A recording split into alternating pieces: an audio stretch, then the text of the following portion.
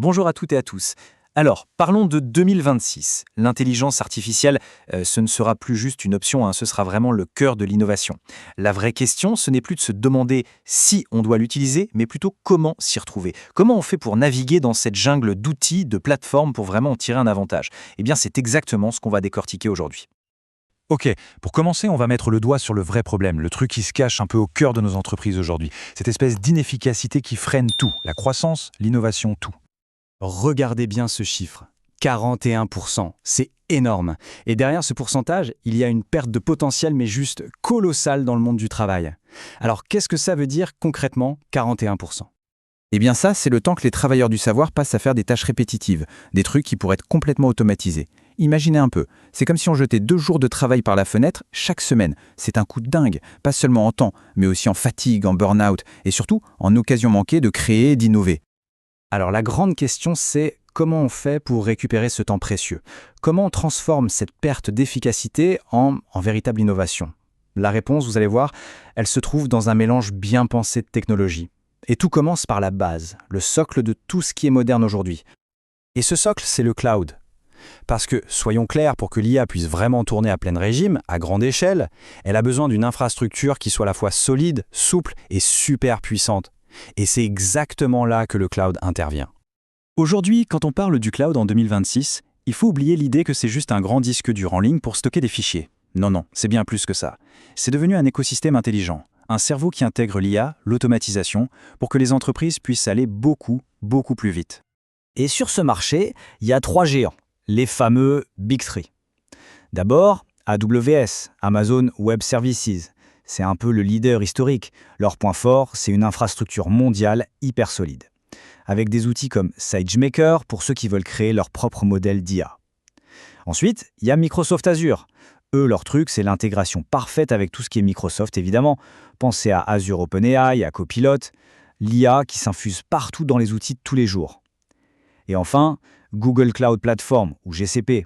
Eux, c'est les champions de l'IA de pointe et d'analyse de données, avec des technologies comme Vertex AI et leur modèle surpuissant Gemini.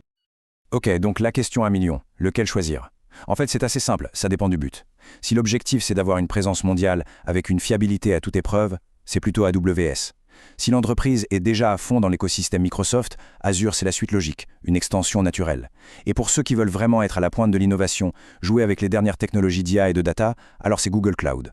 Le plus important au final, c'est de faire correspondre la technologie à ses ambitions. Bon, une fois que la fondation est posée, la première chose à faire pour commencer à récupérer ces fameux 41% de temps perdu, c'est d'automatiser. Mais alors concrètement, ça ressemble à quoi?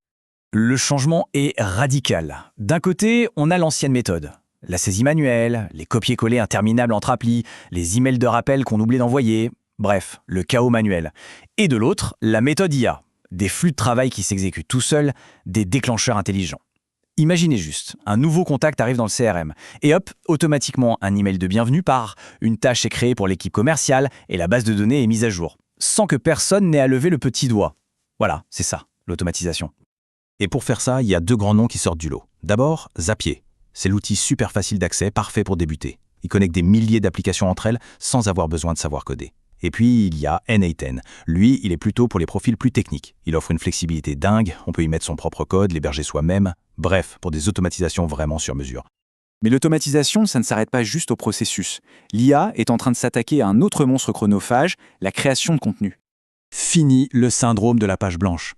Que ce soit pour un article de blog, des posts pour les réseaux sociaux, des emails, l'IA peut maintenant rédiger des brouillons de super qualité en quelques secondes. Ça libère un temps fou pour se concentrer sur la stratégie, sur le message.